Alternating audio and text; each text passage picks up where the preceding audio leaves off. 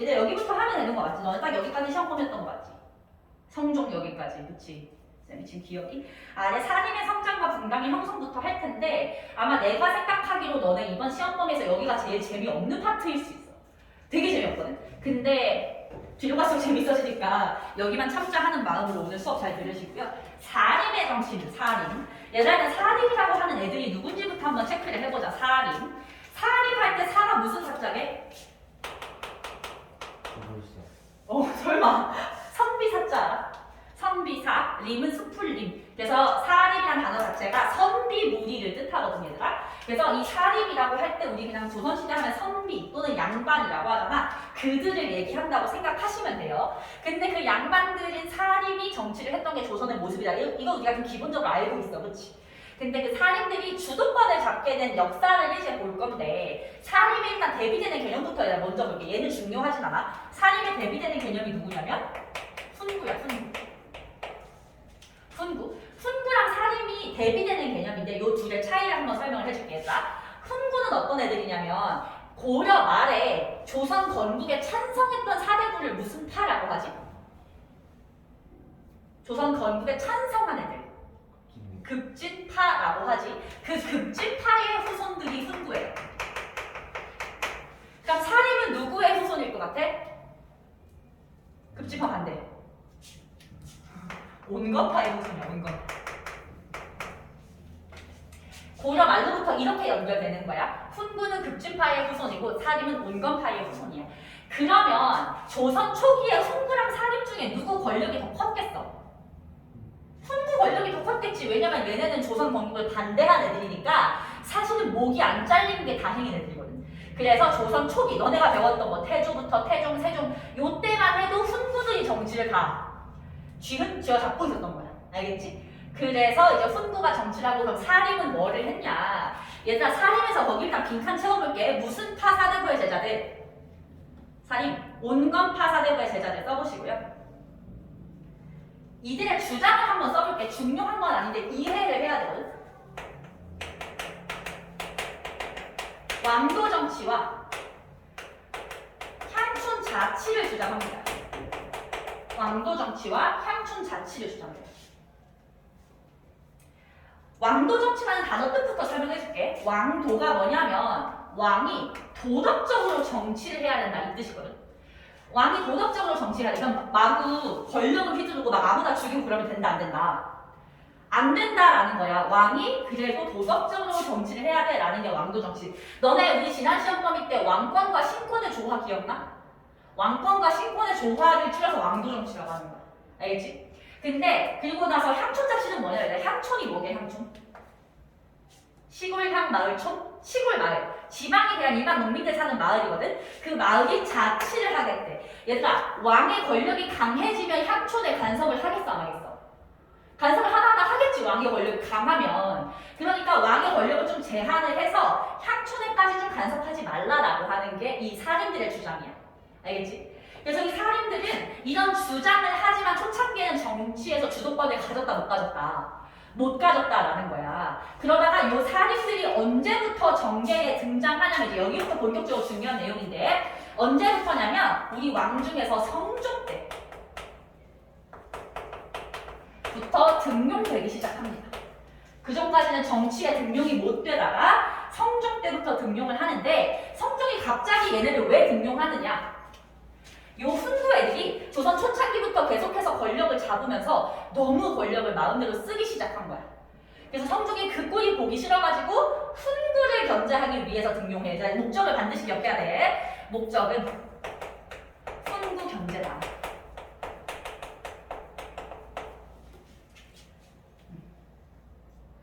그러면 혹시 기억나? 지난 시험 범위에 우리 조선의 여러 가지 정치 기구들을 배웠는데 그 중에서 관리의 비리를 감찰하는 곳 기억나? 사헌부였고 사헌부가 속해 있는 애들 세 개를 통째서 뭐라 그래? 3사라고 했었지. 얘네를 거기다가 등용한다는 거야. 훈구 견제가 목적이니까. 오케이? 그래서 훈구 견제가 목적이므로 주로 3사에 등용됐다. 이거 다 알고 있어야 되는 거야. 대놓고 훈구랑 싸우라고 보내는 거지 왕이. 자기가 하나하나 관리하기 힘드니까. 그래서 이제 사림들이 마구 등용돼가지고 훈구가 뭐 잘못하면 비판하고 훈구가 뭐 하면 일러 바치고 이랬을 거 아니야. 훈구랑 사림의 사이가 좋았겠어 나빴겠어? 나빴겠지. 그래서 결국은 얘네가 싸움이 나요. 그 훈구랑 사림이 싸움이 난 상황을 우리는 거기 교재 프린트에 보면 사화라고 불러. 사화. 사화가 일어납니다. 사화 누구랑 누가 싸운 거라고? 훈구랑 사림이 싸우는 건데, 얘들아 사화라는 단어의 뜻 자체를 먼저 볼게. 사화라는 단어가 무슨 뜻이냐면 사림이 입은 화라는 뜻이야. 사림이 입은 화. 그러면 이 사화를 우리가 아직 안 배웠지만 그 결과 누가 이겼다는 걸 일단 알 수 있어. 훈구가 이긴 거야. 사림이 졌어. 일단 우리 그 결론 알고 갈 거야. 자, 거기 이제 표를 보시면 사화가 총 4차례가 있는데요. 동그라미 1, 2, 3, 4순으로 진행이 된 거야. 무호사화, 갑자사화, 기묘사화, 을사사화 순으로 진행이 되는데요. 여러분은 여기서 딱 2개만 외우시면 돼요. 뭐를 할 거냐? 1번 무호사화 별표 하나, 3번 기묘사화 별표 3개. 갑자사화랑 을사사화는 사실상 안 해도 돼, 아예. 오케이? 자, 그럼 무호사화하고 기묘사화만 보자.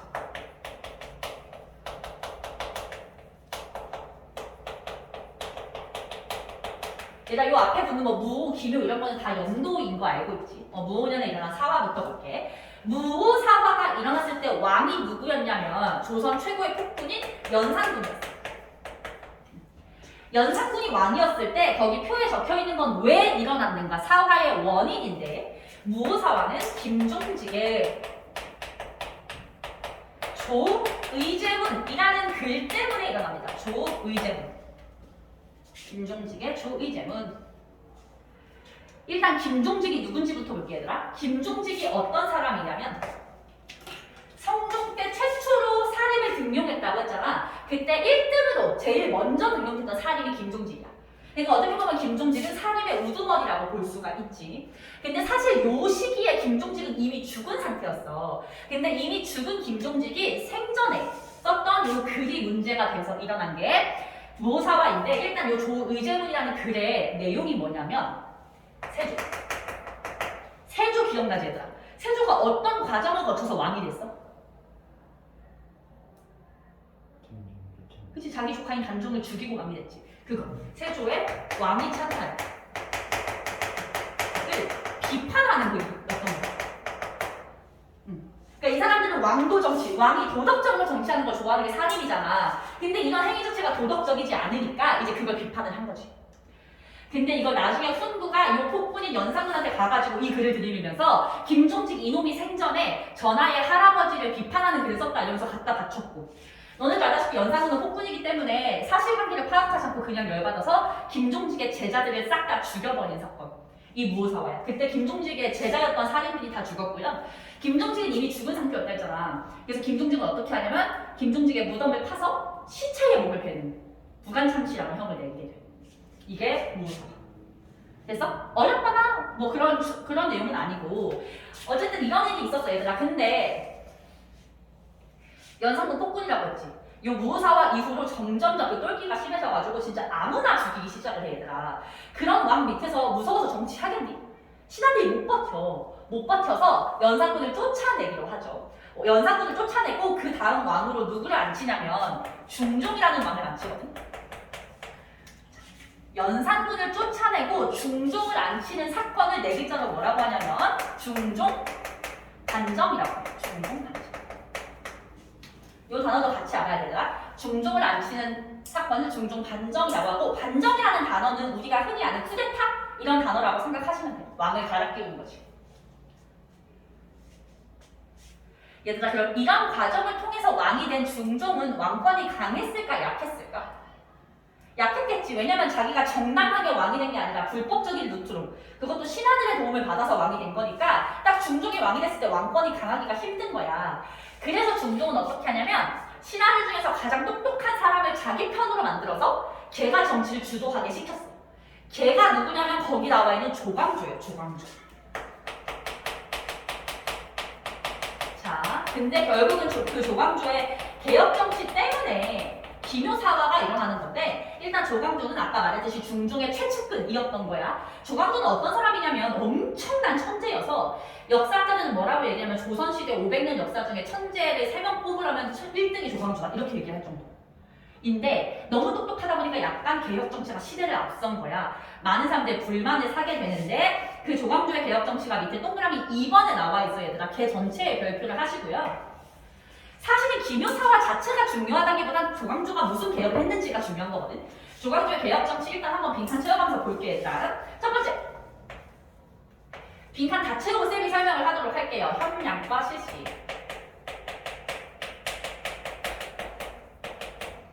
두 번째, 향촌의 향약시시. 세 번째, 소격서 폐지. 네 번째, 위훈.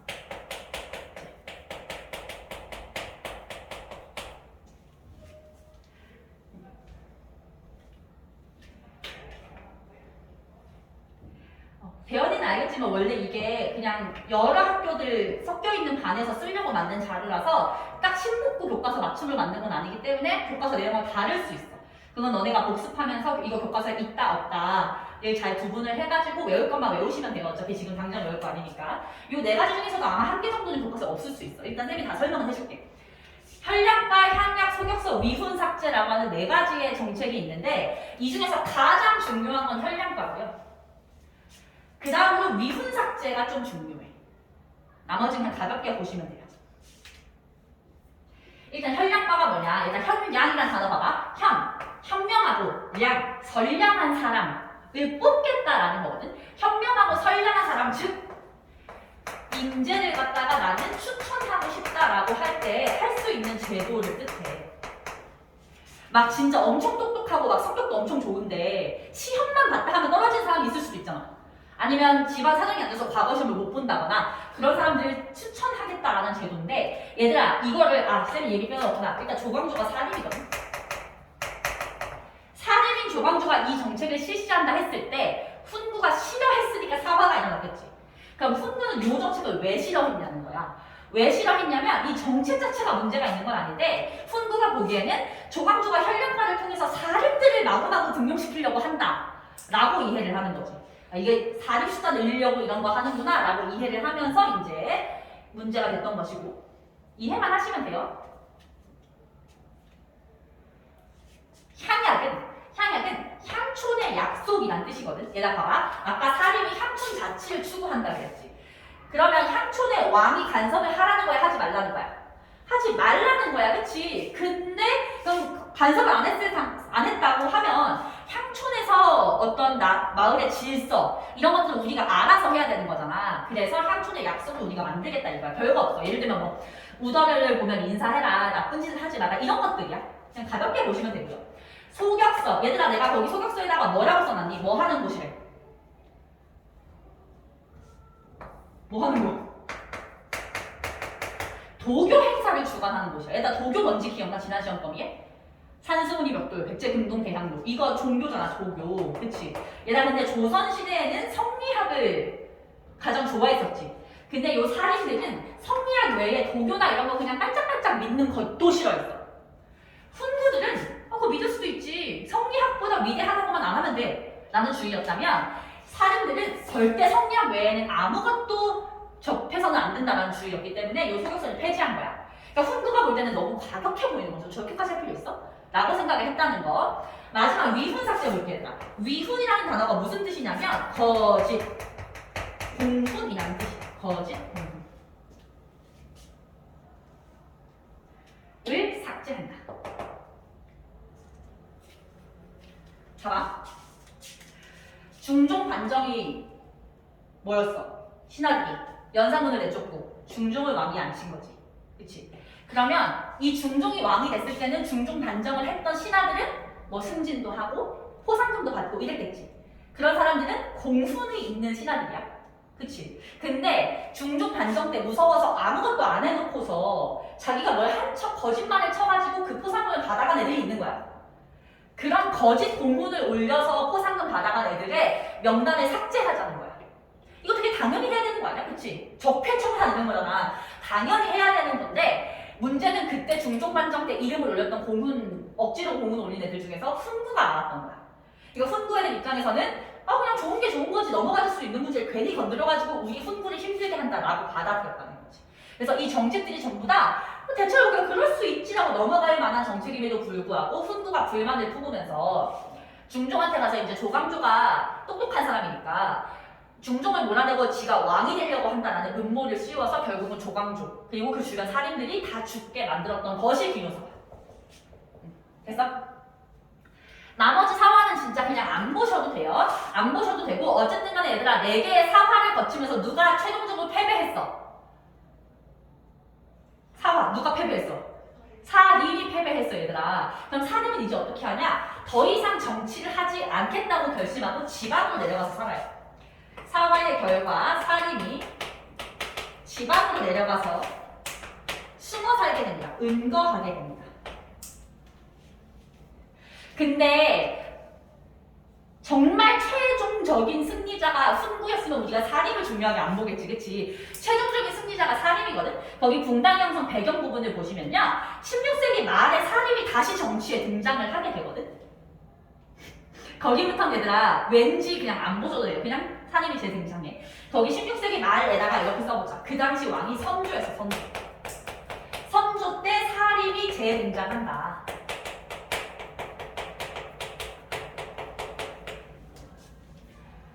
이때부터는 어느 왕 때 무슨 일이 있었는지 굉장히 중요하게 봐야 되더라. 사림 때 재등장하는데 이때부터는 아예 훈구라는 애들은 역사 속에서 사라져요.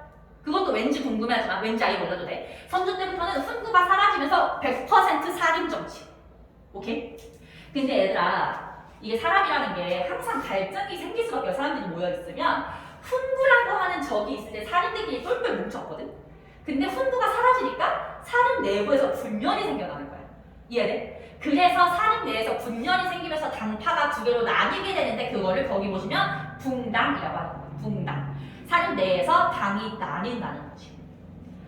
이유는 정치적인 이해관계나 학문적인 입장 차이 등등 여러 가지 이유에 의해서 나뉘는데요. 가장 직접적인 사건이 있어. 가장 직접적으로 붕당이 나뉘었던 계기가 바로 뭐냐면 이조 전랑 임명 문제입니다. 이조 전랑 임명 문제.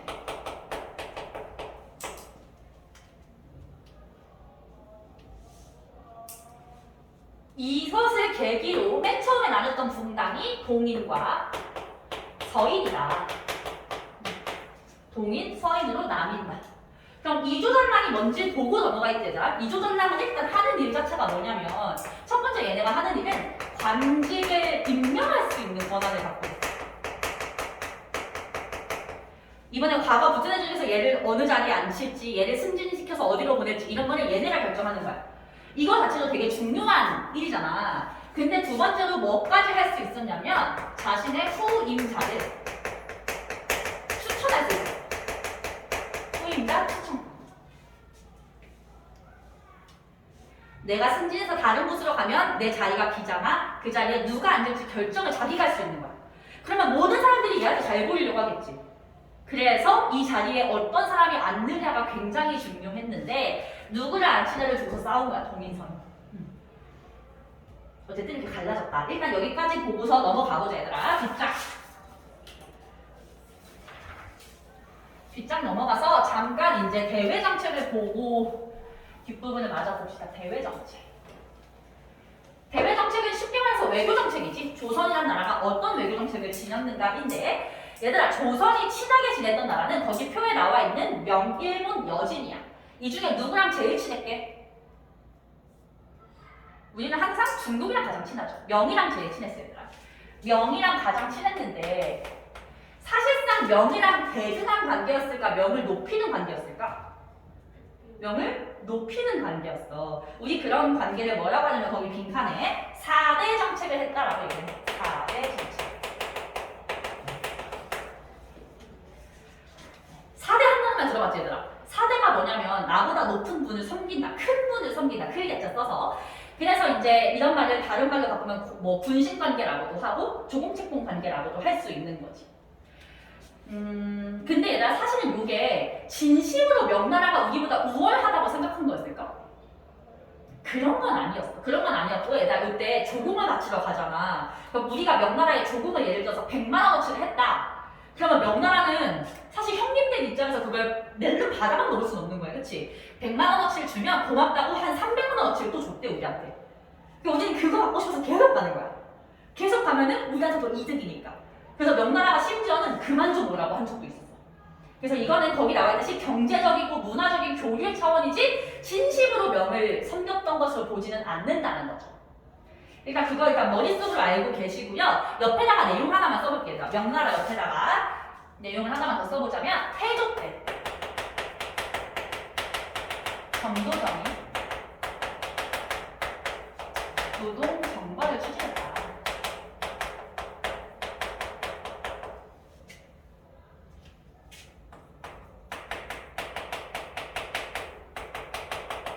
태종 때부터 신선 만들.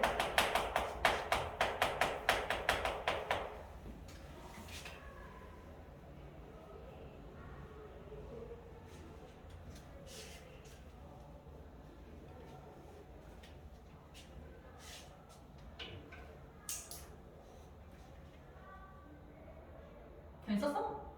쓰세요.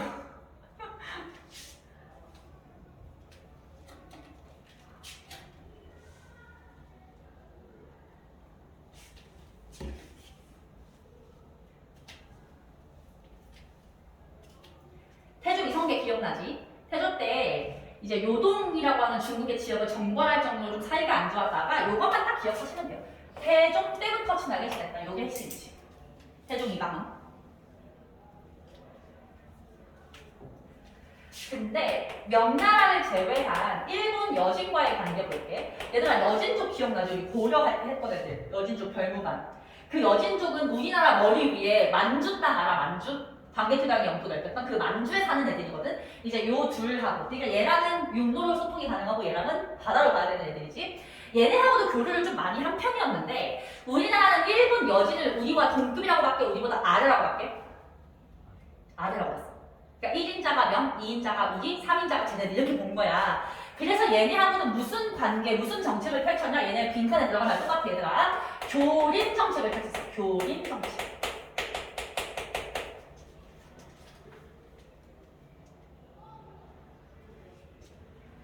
교린이라는 단어가 무슨 뜻이냐면 이웃을 사귀듯이 한다는 뜻이거든. 일단 우리가 이웃이랑 관계가 어때? 예를 들어서 윗집에 누가 이사를 왔어. 이사 와서 막 그냥 떡을 주고 간 거야. 그러면 인사를 막 하죠. 잘 부탁드려요. 이렇게 인사를 하겠지. 근데 그 사람들이 떡을 주고 간다면서 갑자기 층간소음이 막 어마어마해. 그럼 기분 나쁘지만 떡 주고 간 게 있으니까 뭐라고 못하고 올라가서 그냥 우리도 먹을 거 주면서 뭐 아기가 있나 봐요. 뭐 이런 식으로 얘기를 할 거 아니야. 근데 그렇게 했는데도 계속 층간소음이 심하고 그때서 싸움이 나는 거지. 그렇게 하겠다는 거야. 얘네가 나한테 잘하면 나도 그거 잘해줄 거야. 근데 니네가 나한테 뭔가 잘못하기 시작하면 나도 가치 없어. 라고 하는 게 요 교린 정책이고 그래서 거기 보면 어떻게 나눠져 있냐. 우리가 세게 나갔던 강경책과 좀 잘해줬던 회유책으로 나눠서 봐야 된다는 거야. 그래서 사실 명나라는 뻔하니까 시험에는 얘네들 잘 내는 거지. 뻔하니까. 자, 일본에 대한 우리 회유책부터 볼게. 회유책. 얘들아, 일본이나 여진이나 둘 다 우리나라한테 원하는 건 교류를 해달라는 거야. 왜냐면 우리가 문화적으로 얘네보다 우수하기도 했고 중국의 우수한 문화도 갖고 있으니까 그걸 받고 싶은 거지. 그래서 무역을 해주겠다 라는 게 회유책이거든. 일단 일본은 배로 오니까 삼포를 개량해서 교역을 해줍니다. 여기서 포는 포구라고 해서 항구를 뜻해. 세계 항구를 열어줄 테니 여기서는 교역을 해라 라고 이제 조금 열어준 거지. 여진도 마찬가지 무역을 원했기 때문에 무역소라는 기관을 설치해서 여기서만 무역을 허가해주겠다 라고 했던 내용이 있어. 사실 요 정도 키워드만 외우면 돼 얘들아. 오케이? 그럼 강경책은 뭐냐? 우리가 이렇게 제한적이나마 무역을 해줬는데도 불구하고 얘네는 더 많은 걸 원하는 거야. 더 많은 걸 원하면서 자꾸 침략하고 자꾸 공격하고 이러니까 우리도 군사적으로 대응을 하는 거지. 일본에 대한 강경책부터 볼게. 그 당시 일본이 해적들이 많았거든. 해적들의 근거지가 어디냐면 쓰시마 섬이었어. 그래서 쓰시마섬을 갖다가 토벌을 합니다. 쓰시마섬 토벌. 얘들아 쓰시마섬 들어봤어? 우리말로 하면 대마도라고 하는데 부산에서 배 타면 한 3, 40분이면 간대. 그래서 부산에서 일본인데도 불구하고 당일치기가 가능한 그런 곳이거든. 우리나라하고 가까우니까 거기서 해적들이 막 들끓었던 거야. 거기를 갖다가 토벌을 하는데 얘들아 토벌하러 갔던 장군 이름 외워볼게. 여기는 쓰셔야 돼요. 이종무 장군을 보냈고요. 이종무. 이거 보낸 왕 누구래? 세종이라는 것도 외우셔야죠. 뭔가 세종대왕 하면은 이런 군사적인 업적은 없을 것 같은 느낌인데 이게 있다는 게 좀 특이해서 시험에 잘 나오고요. 여진 강령식. 이게 우리나라면 여진이 여기 만주에 산다고 했잖아. 얘네가 자꾸 이 국경을 넘어오니까 국경 넘어오지 말라고 사군 육진을 설치를 하는 거야. 사군 육진 설치.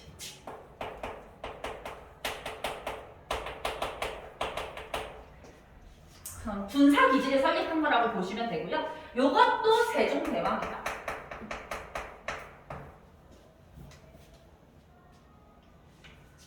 됐어? 그래서 사실상 요 키워드 중심으로 외워주면 여기는 전혀 어려울 게 없는 파트이고요. 얘들아 요거는 조선 전기 때의 외교 상황이야. 근데 그 조선 전기의 외교 상황이 뭐를 계기로 바뀌냐면 임진왜란을 계기로 완전히 바뀌는 거야. 그래서 우리 얘들아 임진왜란까지 보고 한번 일단 쉬어봅시다. 임진왜란까지 보자. 얘들아 임진왜란, 임진년에 누가 침략해온 거? 왜? 일본이 쳐들어온 거지 얘들아. 일본이 왜 침략을 해왔냐 하면 침략해온 배경 자체가 걔네 내부적인 문제에 있어. 배경에 누가 전국시대를 통일한 걸 계기로 침략했대. 얘 누구게? 도요토미 히데요시. 얘 이름 외우셔야 돼요. 일본인이지만.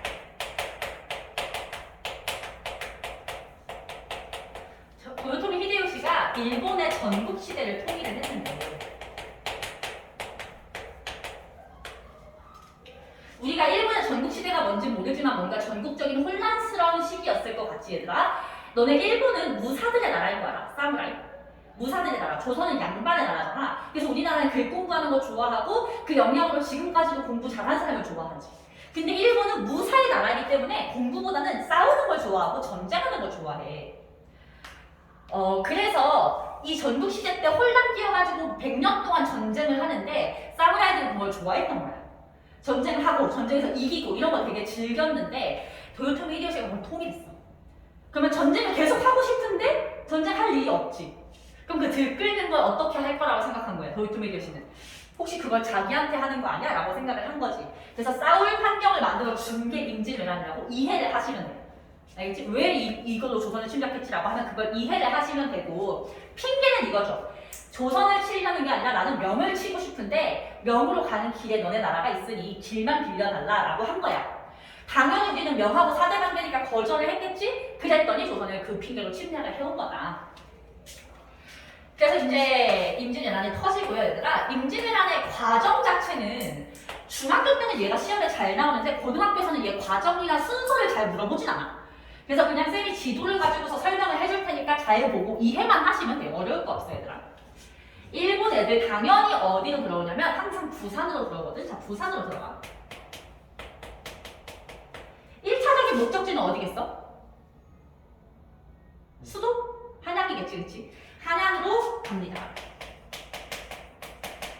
여기 부산에서 한양까지 가는데 한 2주밖에 안 걸렸대. 초스피드로 올라가고요. 그 당시 왕이 한양에 살고 있었겠지. 왕이 누구냐면 아까 이조전랑 임명문제로 동인서인 다녔을 때 왕이 선조였어. 그 선조였는데 선조는 일본 애들이 올라온다는 소식을 듣고 빤스런해서 도망가죠. 어디로 도망가냐면 의주로 도망가. 완전 국경. 좀만 여차하면 중국으로 튀려고. 근데 왕인데 튀는 게 얼마나 쪽팔렸겠어 지도. 그래서 뭐라고 얘기하냐면 내가 직접 가서 명나라에 지원군을 요청할게 라고 얘기하는 거야. 그래서 이 선조가 의주로 피난간 상태에서 명에 지원을 요청을 합니다. 근데 그 사이에 일본은 계속해서 쭉쭉쭉쭉 올라가요. 쭉쭉쭉 올라가서 어디까지 가냐면 아주 중요한 도시인 평양까지 올라가는 거야. 그래서 조금만 더 올라가면 완전히 한반도 전체가 먹힐 위기에 처해 있었어. 그때 요 한반도 남쪽에서 활약한 게 누구? 이순신. 그리고 전국 각지에서 직업은 군인이 아닌데 나라를 지키려고 군대를 만든 사람들 두 글자로 의병이라고 했죠. 그래서 이 이순신과 의병의 활약으로 일본을 약간 힘을 빼놓는 상황이었어. 그러던 와중에 이제 명나라 지원군이 내려오면서 전세가 완전히 역전이 되죠. 오케이? 일단 이 흐름 어렵지 않지? 부산, 한양, 평양 찍고 선조는 의주 도망가서 명예 지원 요청하고 이순신과 의병이 싸우다가 명나라 지원군 내려오면서 전세 역전. 딱 이것만 알면 돼. 디테일하게 들어갈 필요 없어. 자, 그래서 얘들아 명나라 지원군 와서 전세가 역전되자 진해가 분리해졌다는 걸 안 일본이 휴전협정을 제의해요.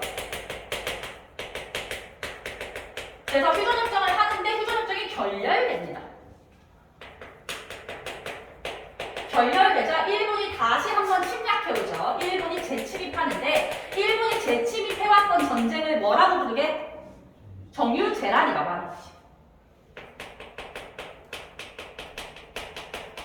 정유재란 때 딱 한 번의 전투 빼고 우리가 다 이기거든? 근데 그 딱 한 번의 전투가 유일하게 이순신이 참여하지 않았던 전투야 얘들아. 근데 다 이겼던 전투 중에서 우리가 가장 유명한 전투가 요때 하나 있어. 우리 이순신 하면 무슨 대첩 떠올라? 명량. 명량이 요때 전투예요. 그거 하나만 좀 알아두세요. 가끔 시구가로 나오면 얘가 언급됐어.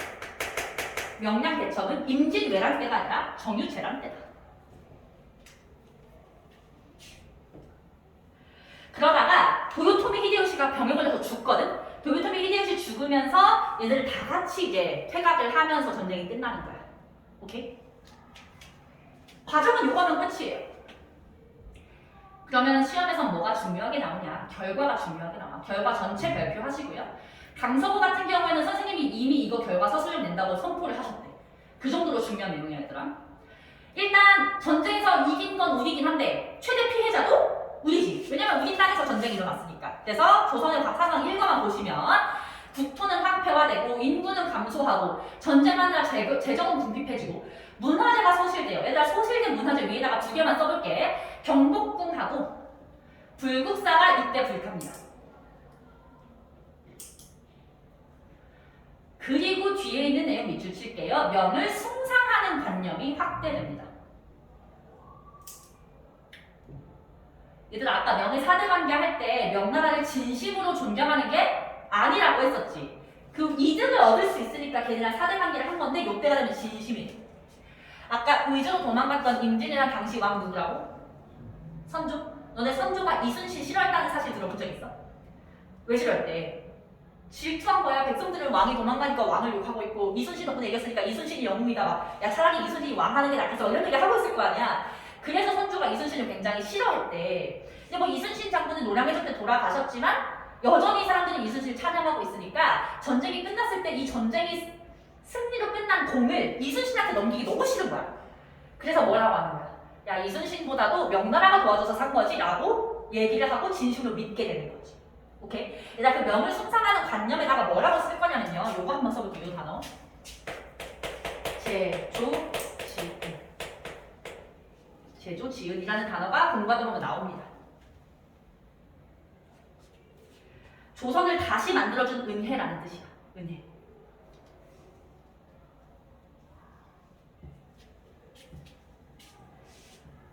얘들아 이러면 우리가 이런 상황을 좋게 보긴 나쁘게 보겠니? 좀 이상하지, 그치? 그래서 요 임진왜란을 계기로 조선 사회는 좀 부정적인 방향으로 흘러가게 됩니다. 일본 상황 볼게. 일본에서 전쟁을 일으켰던 도요토미 히데요시가 죽어요. 죽고 나서 그 뒤를 누가 이어갔냐면 혹시 알아? 도쿠가와 이에야스. 이렇게 써보자. 도요토미 히데요시의 후계자였던 도쿠가와 이에야스가 정권을 이어받아서 에도 막부를 수립을 합니다.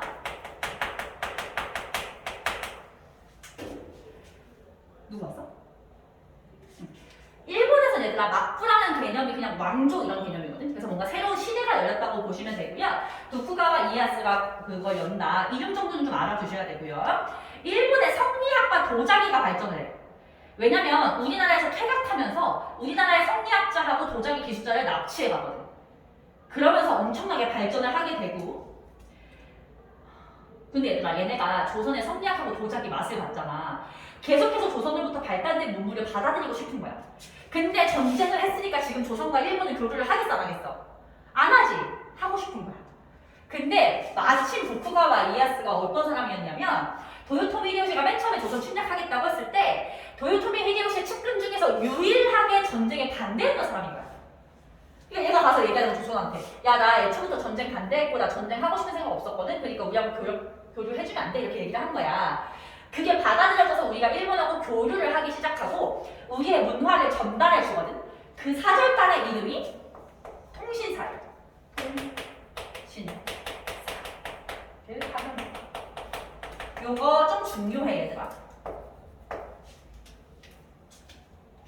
문화사절단이고요. 일본에서는 조선에 통신사가 온다는 소식이 들리면 항구에 전 국민이 다 가지고 막 환영을 하는 그럴 정도의 문화사절단이었고 이제 중국 보고 시죠 얘들아. 중국에 원래 명나라가 있었잖아.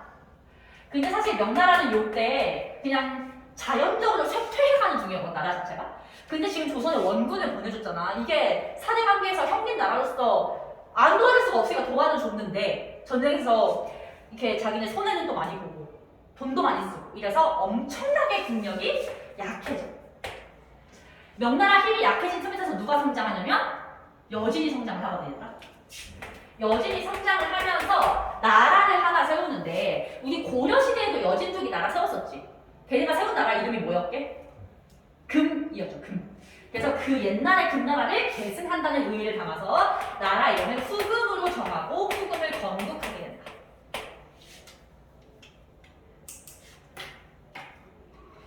그래서 여기까지 일단은 보시면 되고요. 우리 5분 쉬었다가 뒷부분을 보도록 합시다.